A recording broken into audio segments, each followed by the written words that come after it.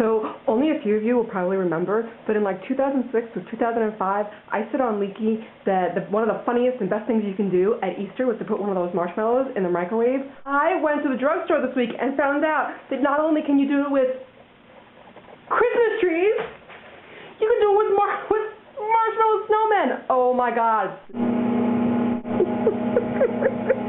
Oh, cute little snowman gonna get blown up.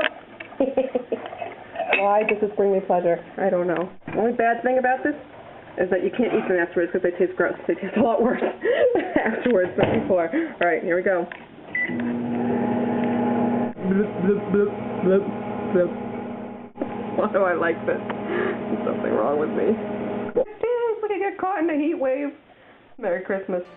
This is my out-Christmasing portion of this week. So this week is Jiggle Spells Week. There's so many. Sue's question of the week is, which of the Christmas scenes in the Harry Potters is your favorite? Mine's actually book 7.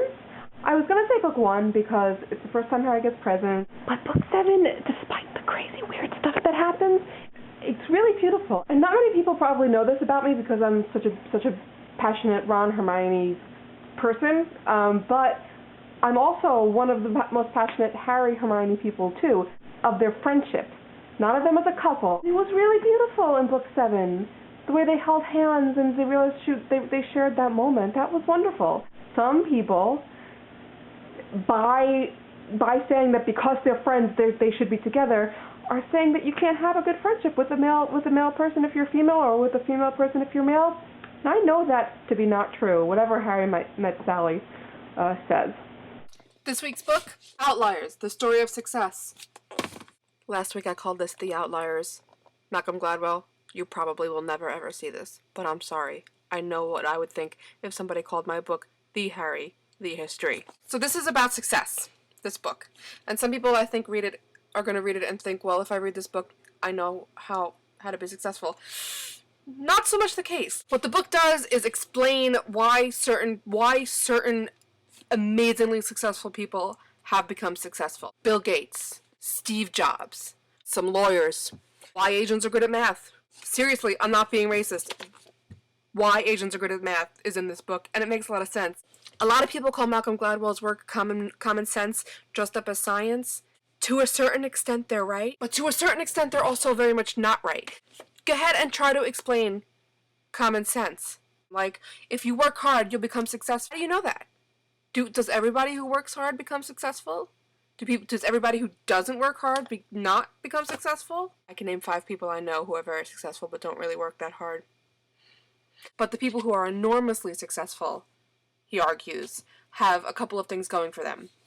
1, crazy, unlikely probability and opportunity. I'm talking about the 1 in a million chance that the person who really likes computers has access to a computer lab, has the time and the opportunity to work on it 10 hours a day and the willingness to work on it 10 hours a day, and was born at the exact time where somebody like that would be able to head a generation that was reliant upon computers, and that person's name just also happened to be Bill Gates, and he happened to be that guy. So yeah, things like that. There's also this long thing on plane crashes, which I think kind of derails the book a little bit, but it explains why certain people fail, or why they fail at their given task, and how cultural legacies are important. For instance, there are studies done that say that people from the South are more volatile than people from the North. I don't think they tested the Sicilian population. The book is awesome. One of my frustrations is that he tells this story in the beginning of why people in a certain part of Pennsylvania don't die of heart disease under age 65, and then he never answers it. And all he says is because they're special, and that annoys me, because I really wanted to kind of move there. Read it. It's great. Get it now.